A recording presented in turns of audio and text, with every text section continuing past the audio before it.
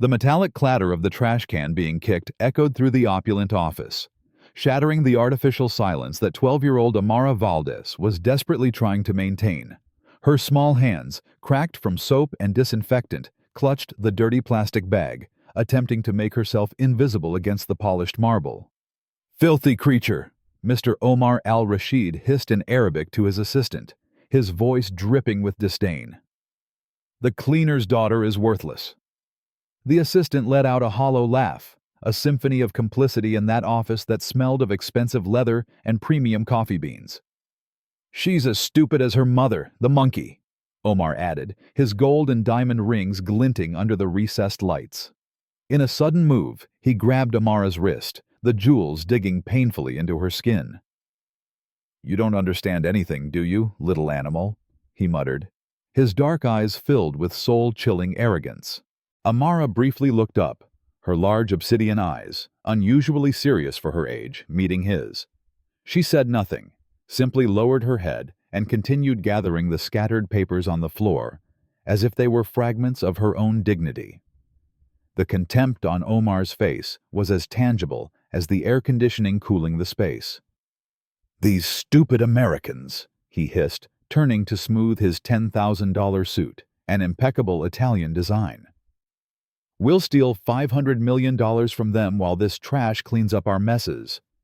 He stomped carelessly on the documents Amara had just collected, a gesture worth more than 1,000 words. But what he didn't know, what his arrogant and prejudiced mind couldn't even begin to comprehend, was that this useless girl understood every word, every insult, every detail of his Machiavellian criminal plan.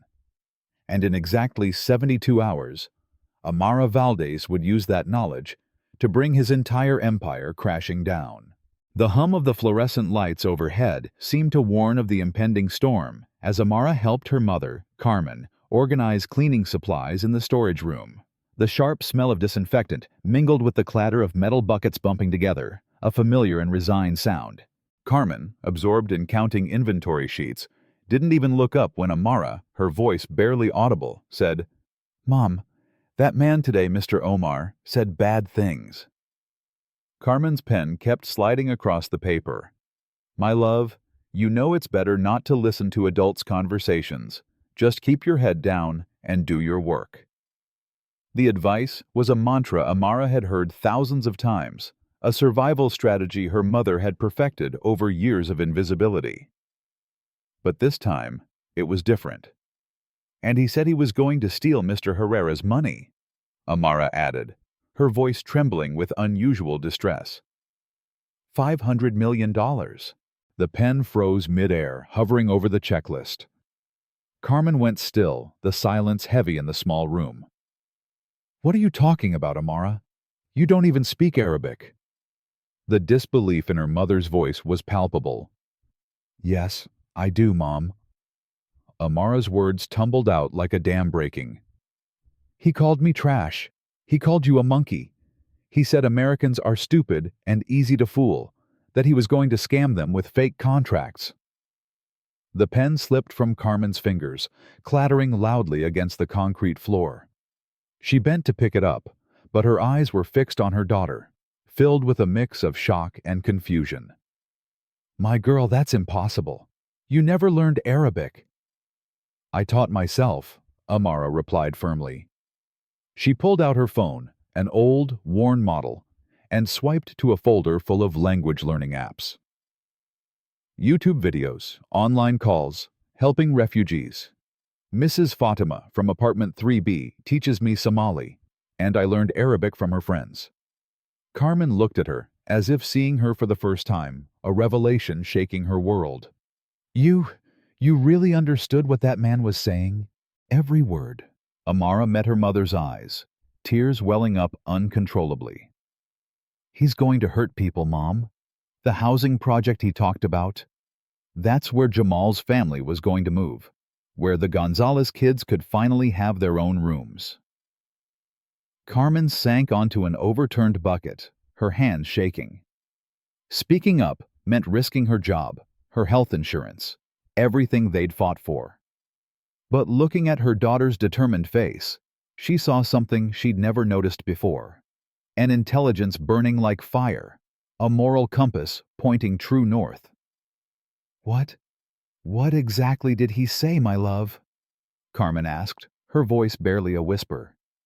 Amara took a deep breath. "He said Monday would be too late to stop them. Mom, we have to tell someone. We have to tell Mr. Herrera." Carmen's voice cracked. "My girl, he won't listen to us. We're just—" "Just what, Mom?" Amara interrupted, a sting of frustration in her voice. "Just cleaners? Just nobody?" The question hung in the air, a silent challenge. The security guard's hand, a burly man named Marcus, hovered over his radio as Carmen approached the executive floor.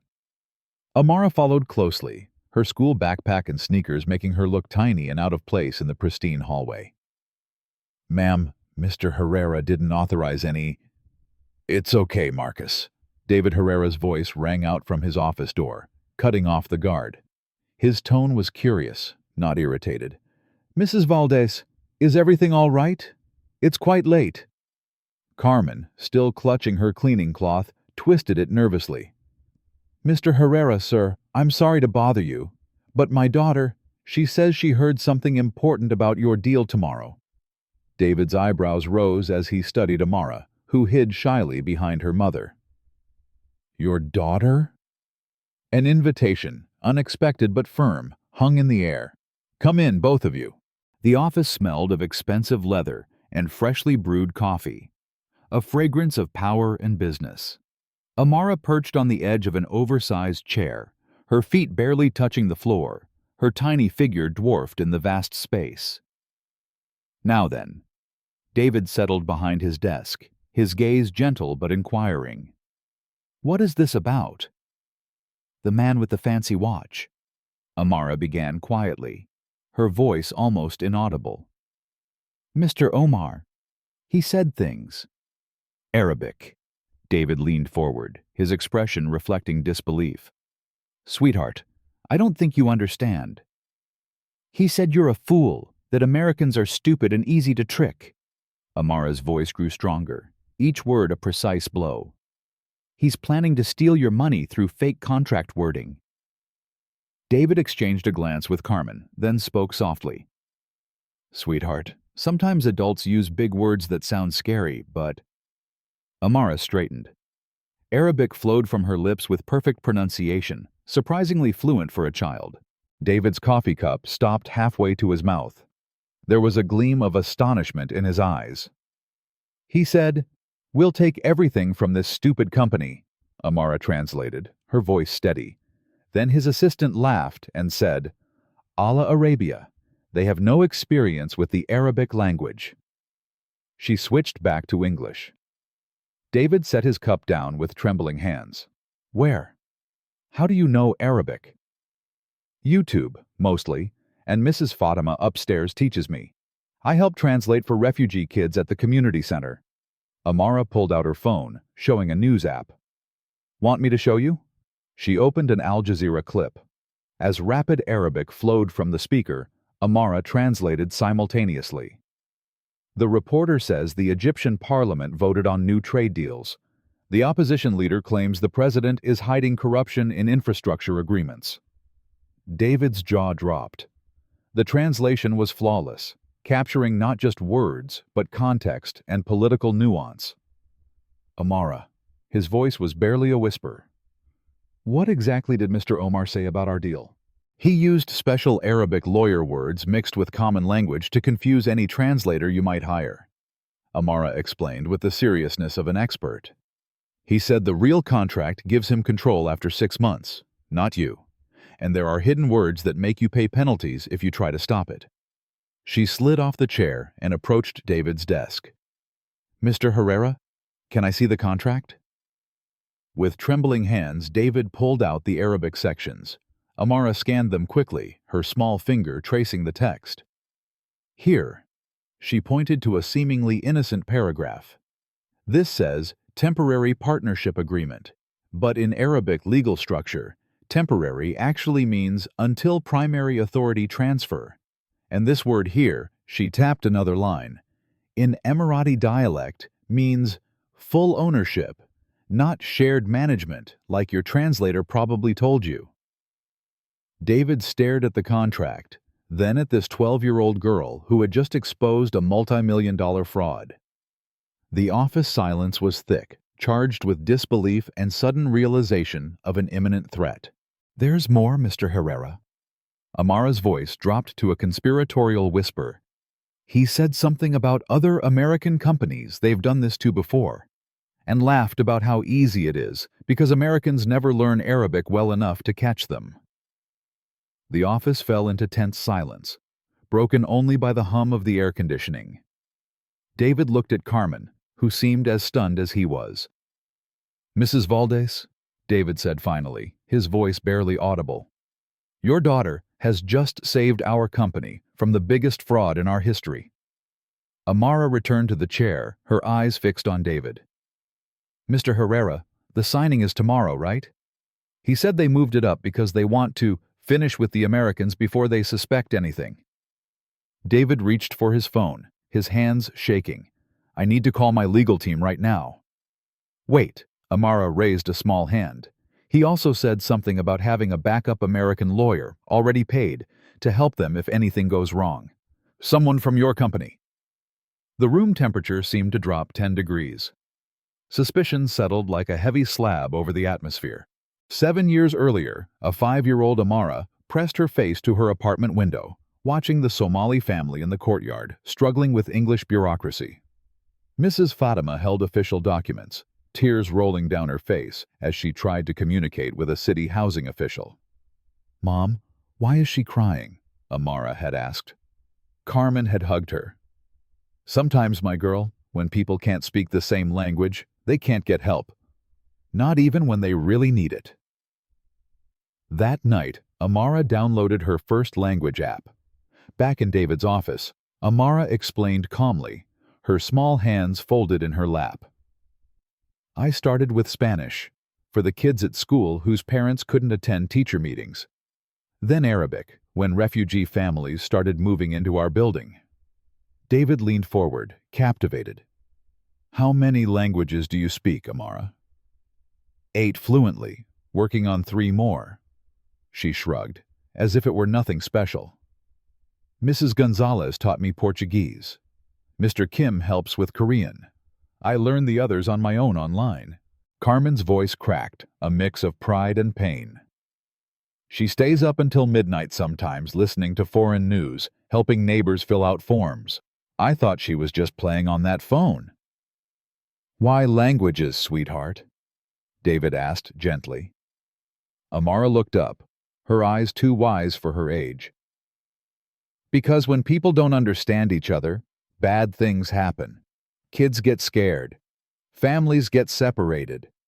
People like Mr. Omar think they can fool everyone." She pulled a worn notebook from her backpack, pages filled with Arabic script, Spanish vocabulary, Korean characters, all in her careful 12-year-old handwriting. "Mom always says our minds are gifts from God, but she also says gifts are meant to be shared, not hidden." Amara traced an Arabic phrase in her notebook. "This says, 'Knowledge is light.' I learned it helping Mr. Ahmed with his citizenship exam." David studied the notebook, awed by the depth of her study. "Amara, this is university-level work." "I know," her voice was matter-of-fact. "But college costs money we don't have, so I learn for free and help whoever I can." Carmen wiped her eyes. "My girl teaches Sunday school in 3 languages, translates for parents at the clinic. I didn't know she was so smart." "You always knew, Mom," Amara whispered. "You just didn't know other people would listen." Monday morning, conference room. The air was thick with anticipation and nervousness.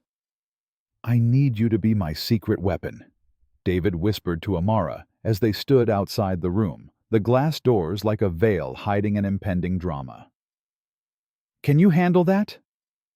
Amara nodded, clutching her backpack. Inside, she could see Omar al-Rashid pacing, speaking rapidly on his phone in Arabic, of course. his voice a menacing buzz through the glass. "Remember, you're just here with your mom while she works. Act like a normal kid. Can you do that?" "Yes, sir," Amara replied, but her hands trembled slightly as she pulled out coloring books and crayons from her bag. David opened the door, a forced smile on his face. "Gentlemen, my apologies. Our cleaning staff needs to finish up in here. They'll be very discreet." Omar barely glanced at Carmen and Amara as they entered. To him, they were just part of the furniture, invisible, irrelevant. Amara spread her coloring supplies on the floor near the wall, close enough to hear everything but far enough to seem oblivious. She began coloring a butterfly, pink and purple wings taking shape under her skilled fingers. As Omar continued his phone conversation in Arabic, his words floated like poisoned arrows.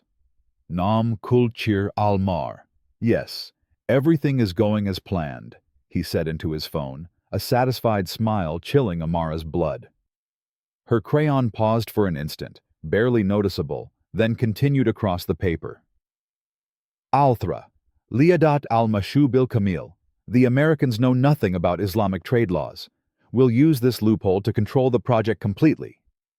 One butterfly wing was colored too hard, the crayon pressing deep into the paper.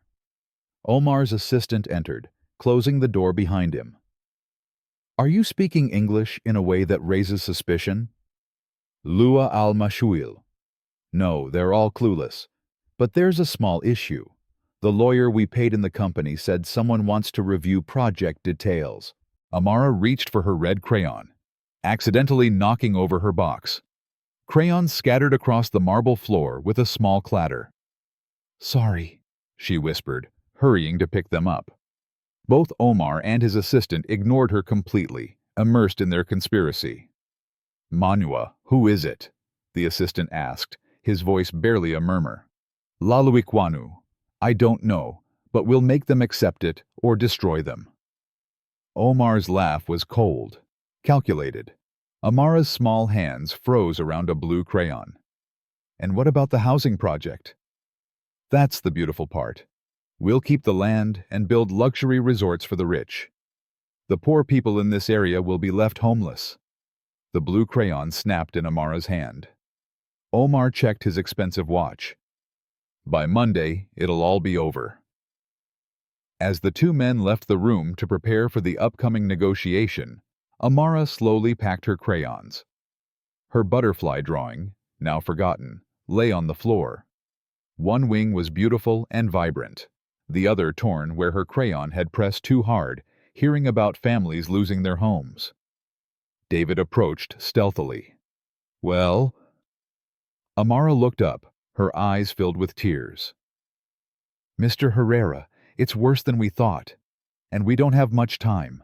30 minutes before signing, in Harrison and Associates' main conference room, David stood before his senior partners, Amara sitting small and silent in an oversized chair beside him.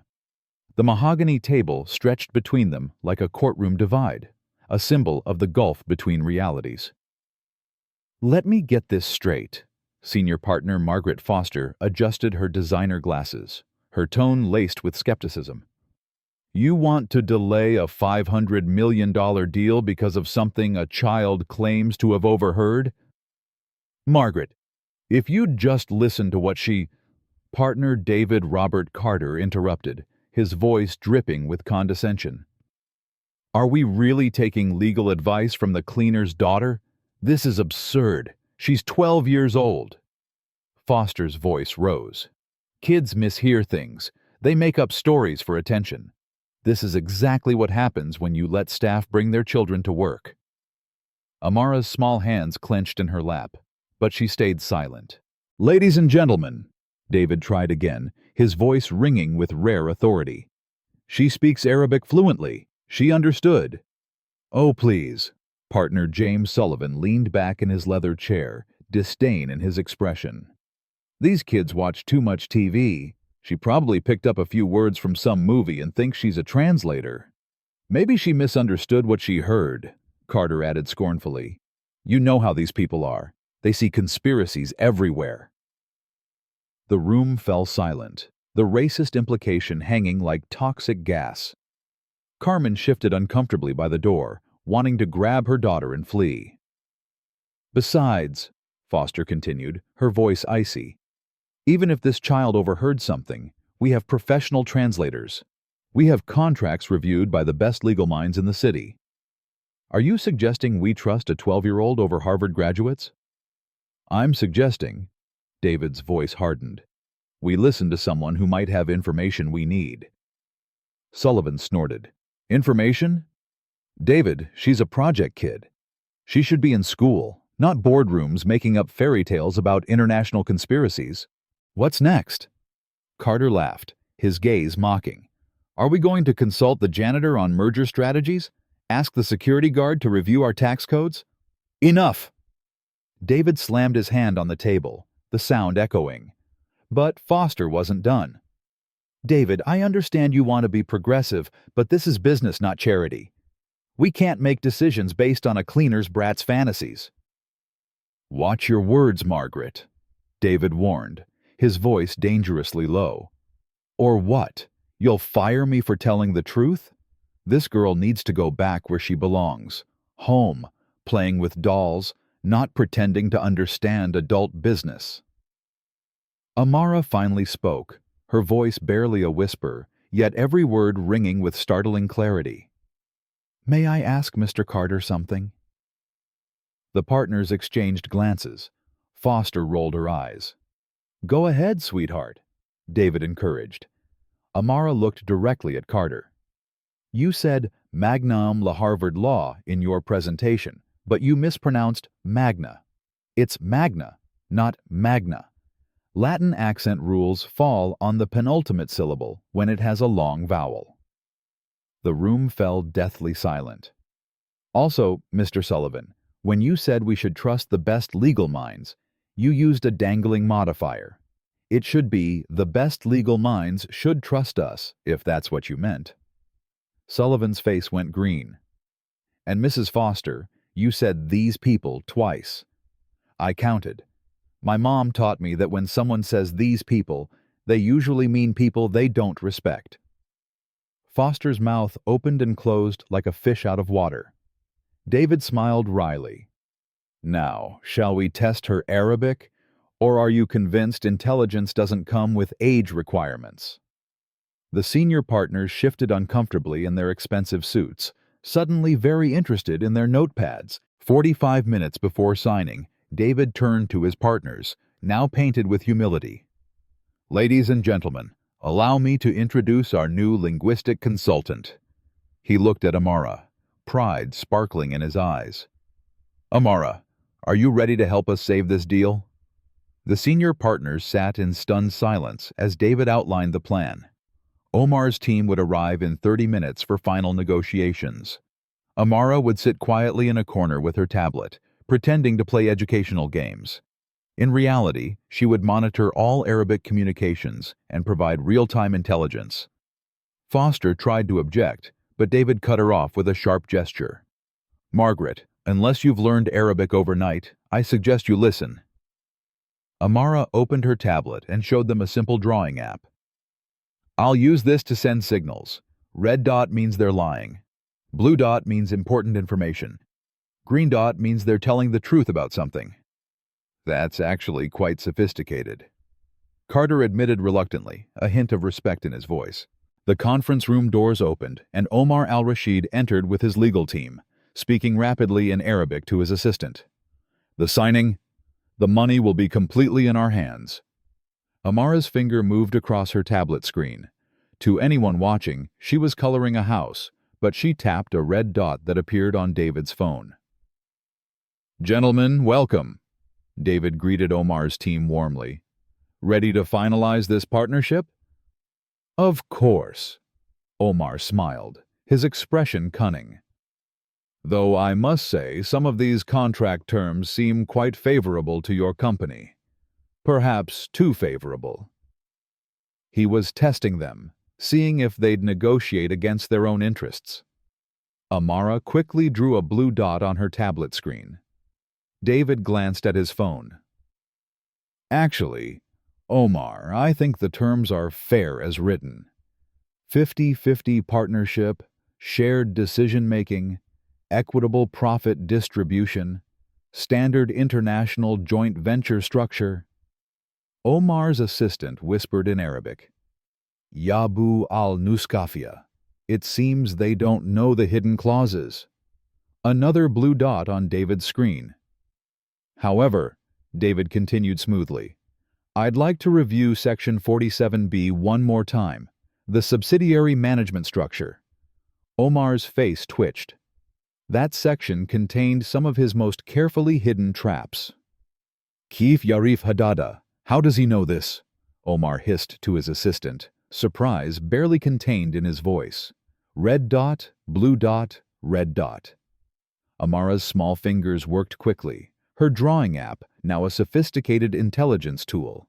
Is there an issue with Section 47B? David asked innocently, a barely perceptible smile on his lips. No issue, Omar lied smoothly, recovering. Though perhaps we could discuss timeline modifications. He launched into a complex explanation, switching between English and Arabic to confuse the Americans. But Amara caught every word. Her tablet showed David a simple drawing, a clock with 6 months written below, crossed out, and 30 days beside it. Interesting timeline, David mused, his voice calm. So you're proposing to accelerate the 6-month period to 30 days? That seems quite aggressive. Omar froze. He had never mentioned timeline changes in English. Kif Samadalik, how did he hear that? The assistant asked in Arabic, alarm in his voice. La Adriajib, Anakadarin. I don't know, but we must be careful. Omar's eyes swept the room suspiciously. His gaze passed over the senior partners, the legal assistants, David himself, and landed on Amara. The girl, completely absorbed in coloring a butterfly on her tablet, seemed oblivious to everything, just a child playing while adults did business. Mr. Omar, David said calmly, I believe we need to discuss the actual terms you're proposing, all of them, in detail. Omar's confident smile began to crack. Sullivan whispered to Foster, How is David doing this? Foster watched Amara's innocent face as the girl continued her game, then whispered back, I think we owe someone an apology. In David's private office during a break. He closed the door and sat across from Amara in the small seating area, away from the imposing desk. For the first time that day, he wasn't a powerful lawyer, but a fatherly figure speaking to an extraordinary child. Can I tell you something, Amara? His voice was soft, vulnerable. When I was your age, nobody listened to me either. Amara looked up from her tablet, surprised. I grew up in a trailer park in Ohio. My dad fixed cars. My mom cleaned houses, just like your mom. David's eyes drifted into the distance. I was the first person in my family to go to college. You know what my guidance counselor told me? What? That kids like me don't become lawyers. That I should aim for something more realistic. David shook his head. I was angry for years. But then I realized something. Being underestimated can be a superpower. How? Amara asked, her eyes bright with curiosity. Because when people expect nothing from you, you can surprise them. Like you did today. David leaned forward. But Amara, I need you to know something important. What happened in that conference room? It wasn't just about business. What do you mean? My daughter, Emma, is your age. She's smart. Not as smart as you, but smart. And sometimes she comes home from school crying because kids tease her for reading too much, for knowing too many answers. His voice cracked slightly. If anyone dismissed Emma the way my partners dismissed you today, I'd be heartbroken. Amara fiddled with her tablet stylus. People think I'm weird because I like languages more than TikTok. You know what's weird? David smiled sadly. A world where a 12-year-old has to save adults from their own ignorance. Amara, what you did today, understanding those Arabic conversations, spotting that fraud, that wasn't luck. It was years of hard work, dedication, and natural brilliance. I just wanted to help people like the refugee kids at the community center who can't talk to their teachers, Amara said, her gaze sincere. And that's exactly why you're special. You didn't learn 8 languages to show off. You learned them to serve others. David's voice grew firm with conviction. That's the difference between intelligence and wisdom. You have both. Carmen appeared in the doorway. They're calling us back. David stood and offered his hand to Amara. Ready to change history, partner? Amara took his hand, her small fingers wrapping around his. Mr. Herrera, when this is over, can I meet Emma?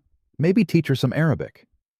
She'd love that, David replied, a genuine smile on his face. She could teach you about soccer. She's obsessed. For a moment, they were just two people who understood what it meant to be underestimated, walking together toward justice. Omar returned with a briefcase full of new documents and a coldness in his eyes that hadn't been there before. His assistant carried a digital recorder. They were now being extremely cautious. Mr. Herrera, Omar's voice was silk over steel. I've brought revised contracts. Final terms, non-negotiable. He spread thick legal documents across the mahogany table. The Arabic sections were even more complex than before. Dense, archaic text mixed with modern Gulf dialect terminology. These require immediate signing. Market conditions have changed. David glanced at Amara, sitting innocently in her corner, tablet in hand. To Omar, she was invisible furniture. Of course, but I'd like our linguistic consultant to review the Arabic sections first. Your consultant? Omar's eyebrows rose with a glint of contempt. I wasn't aware you had in-house Arabic expertise. Recent acquisition, David said smoothly. Omar's assistant whispered urgently. Almao, should we be concerned about this? No, their Arabic lawyer isn't here today, and they can't read the ancient language I used. Amara's finger traced a casual circle on her tablet. She was drawing flowers, anyone would think, but David's phone showed a red dot. These contracts, Omar continued in English, his voice radiating false confidence, reflect standard international consortium terms. 60-day transition period, shared oversight, mutual profit distribution. His words sounded reasonable, professional, but in Arabic, he told his assistant, Alnas al-Haki lana als. The real text gives us full control after only 30 days, and when they try to break the contract, they'll pay $200 million in penalties. Blue dot, red dot, blue dot on David's screen. Amara drew what looked like a house with numbers. 30 days and $200 million. Interesting timeline, David mused, studying the English version. It mentions 60 days here, but I'm curious about enforcement mechanisms. Omar froze. The English version clearly said 60 days. How does he know about 30 days? The assistant hissed. Reuben, silence. Maybe a guess. A red dot appeared on David's phone. Mr. Omar, could you clarify the penalty structure? The Arabic seems quite thorough. Omar's confidence cracked. What penalty structure? The $200 million in liquidated damages mentioned in Section 73C of the Arabic text. The room temperature dropped 10 degrees. Omar's face went white as paper. Hada must loust. This is impossible. They can't read Arabic at this level. Yajib ana yakun hunaka jasus. There must be a spy. Both dots, red and blue, flashed frantically on David's screen. Omar's eyes scanned the room like a predator seeking prey. They passed over the senior partners, the legal assistants, David himself, and landed on Amara. The girl sat quietly, coloring what appeared to be a rainbow on her tablet, completely absorbed in her childish artwork. Omar stared at her for a long, suspicious moment. Then he approached her chair. Little girl. His voice was deceptively soft. What are you drawing? A rainbow, Amara replied without looking up, continuing to color. Ma ismuki ayatua al-fatal sugira. "What's your name, little girl?" The question was a trap. If she understood, she'd react. Amara kept coloring, showing no sign of hearing anything unusual. "Halu hibina alzak. Do you like rainbows?" Still no reaction. Omar relaxed slightly. Just a stupid child, after all. But then he noticed something. Amara's crayon paused for just a microsecond when he spoke Arabic. "Atakulu anaha latafam." "Are you sure she doesn't understand?" he asked his assistant. This time, Amara's hand definitely trembled. Omar's eyes narrowed. He knelt beside her chair, his expensive suit bringing him to eye level. "Ayata al-Fat also. Do you understand us?" Amara looked up with big innocent eyes. "Are you talking to me, sir? I don't speak Spanish."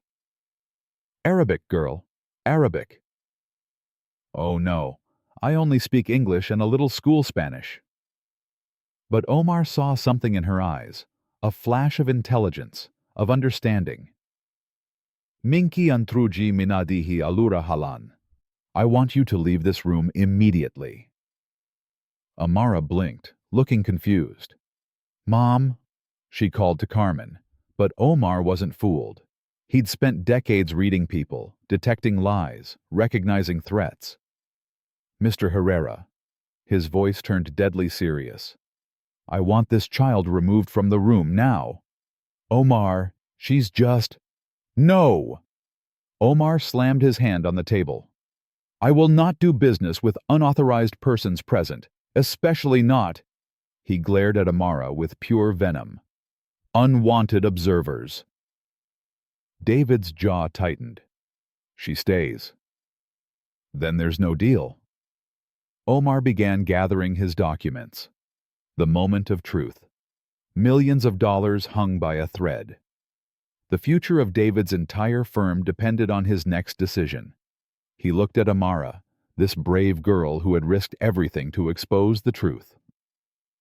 "Amara," David said clearly, his voice ringing with calm authority, "would you tell Mr. Omar in Arabic exactly what you heard him say about the $200 million penalty clause?" The room fell deathly silent.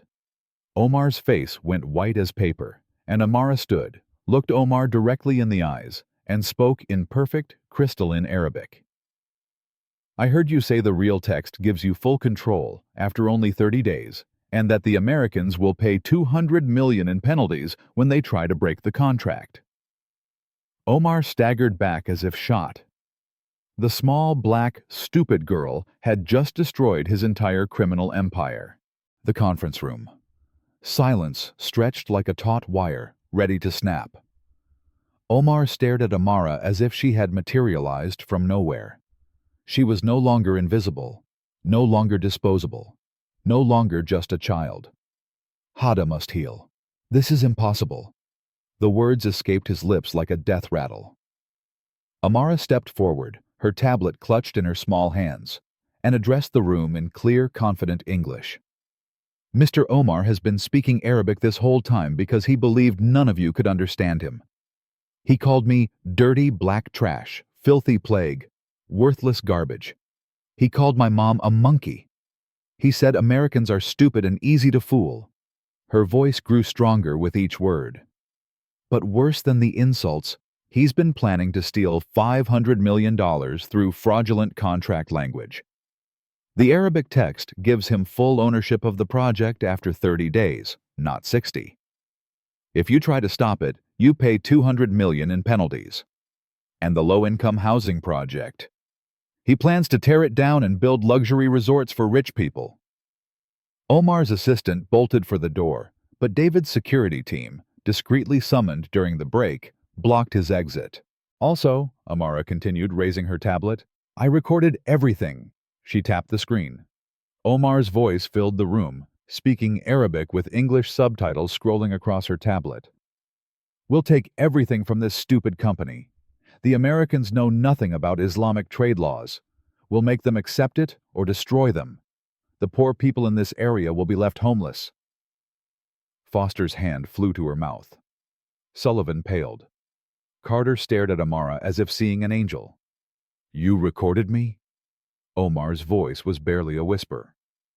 I recorded everything, Mr. Omar, Amara replied calmly, including you laughing about how you've done this to other American companies before, including you mentioning the backup lawyer you bribed in this firm. David stepped forward. Omar al-Rashid, I'm canceling this deal effective immediately.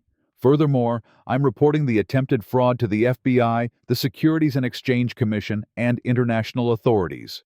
Wait! Omar raised his hands desperately. Please, let me explain. Explain it to a federal judge. David cut him off. But Amara wasn't finished. She walked directly toward Omar, this 12-year-old girl, confronting a man who tried to steal $500 million. Mr. Omar? Her voice was calm, mature beyond her years. Do you remember how you called me when I was emptying your trash can? Omar's mouth opened and closed soundlessly. You called me dirty black trash and told someone to get me out of your sight. You kicked my supplies across the floor. You grabbed my wrist so hard it left marks. She raised her small arm, showing the faint bruises from his rings. But you know what's funny? While you were busy thinking I was worthless, I was busy saving $500 million and protecting hundreds of families from losing their homes. The words hit Omar like physical blows. And now, Amara's voice carried the quiet authority of absolute justice. Everyone will know that a 12-year-old girl you called trash was smart enough to stop your entire criminal operation. Omar collapsed into a chair, his empire crumbling around him. David placed his hand on Amara's shoulder. Ladies and gentlemen, allow me to introduce Dr. Amara Valdez, the youngest chief linguistic consultant in legal history, and the person who just saved our company from the largest fraud attempt we've ever faced. The room erupted in applause, slow at first, then thunderous. Foster stood. Amara, I don't know how to apologize for what I said earlier. You showed more intelligence and courage in one morning than I've shown in my entire career. Sullivan nodded vigorously. The board needs to hear this immediately. We need to create a formal recognition program. Already done, David interrupted. He pulled out an official document. Effective immediately, Amara Valdez is appointed Junior Chief Linguistic Consultant with full educational support, her own office, and compensation appropriate to the value she's provided this firm. Carmen stepped forward, tears streaming down her face. Mr. Herrera, we can't. This is too much. Mrs. Valdez. David turned to her with deep respect. Your daughter didn't just save our company. She exposed an international fraud that could have harmed countless families. This isn't charity. It's payment for services no amount of money could truly cover. Carter approached Amara hesitantly. Could I shake your hand? I've never met anyone like you. As Amara shook the senior partner's hand, the same people who called her a liar and fantasist an hour earlier, Omar made one last desperate attempt. Please, he begged David. I have a family, children of my own. If this goes public, I'll lose everything. Amara turned to him, and for a moment her 12-year-old compassion showed. Mr. Omar, I hope your children never have to hear adults call them worthless because of how they look or where they come from. I hope they never have to prove they're smart enough to exist in the same room as you. Her kindness was more devastating than any accusation. But you tried to steal money that would have built homes for kids like me. You tried to hurt my community, my friends, my neighbors, so no, I can't help you now. David's phone buzzed with notifications. Media outlets were already picking up the story. 12-year-old genius exposes $500 million fraud. Cleaner's daughter saves major law firm. Child prodigy outsmarts international criminal. Amara. David knelt to her level. There will be reporters, interviews, maybe even book deals. But I want you to know you never have to be anyone's symbol or spokesperson. You're a kid first, a genius second. Can I still help the refugee kids with their translations? You can do whatever makes you happy. Foster cleared her throat awkwardly. Amara, Would you be willing to teach us some basic Arabic? I realize we have significant gaps in our international capabilities." Amara looked at the woman who called her the cleaner's brat just hours ago. "Of course, Mrs. Foster. Learning new languages is fun. Even adults can do it if they try hard." The gentle innocence of the reply, devoid of malice despite the earlier cruelty, brought tears to Foster's eyes. As FBI agents arrived to arrest Omar and his assistant, Amara sat in David's chair behind the massive mahogany desk, her small figure dwarfed by the executive furniture, but her presence dominating the entire room. The worthless trash Omar tried to sweep away had become the most powerful person in the building, and she was only 12 years old. 1 year later, at Harrison and Associates, the brass plaque on the office door read, "Dr. Amara Valdez, Junior Chief Linguistic Consultant." Inside, 13-year-old Amara sat at a child-sized desk beside a regular one, reviewing documents in 5 different languages, while her advanced calculus homework, challenging for most high schoolers, lay open nearby. Her office walls displayed certificates of recognition from the FBI, the State Department, and 3 universities offering early admission. But pride of place went to a framed photo. Amara teaching Arabic to a group of refugee children at the community center, all laughing at something she'd written on the board. A soft knock interrupted her focus. David entered with a young girl who looked remarkably like him. "Amara, I want you to meet my daughter, Emma." Emma, blonde and shy, clutched a soccer ball and stared at Amara with a mix of awe and nervousness. "Dad says you speak like 100 languages," Emma whispered. "Only 12 fluently," Amara smiled, closing her textbook. "But I'm working on Mandarin." "Want to hear something cool in Arabic?" "Really?" "Uhibu kurat al-kadaman." Amara pointed to Emma's soccer ball. "That means, I love soccer too. My friend Layla taught me all the soccer words when she moved here from Syria." Emma's face lit up. Could you teach me to say goal in different languages?" For the next hour, the 2 girls sat cross-legged on Amara's office carpet, teaching each other. Emma demonstrated soccer kicks while Amara provided multilingual sports commentary that had them both in stitches. David watched from the doorway, remembering how a year ago his colleagues had dismissed this brilliant girl as worthless trash. "Mr. Herrera." Carmen appeared beside him, dressed in the professional attire of her new role as Community Outreach Director.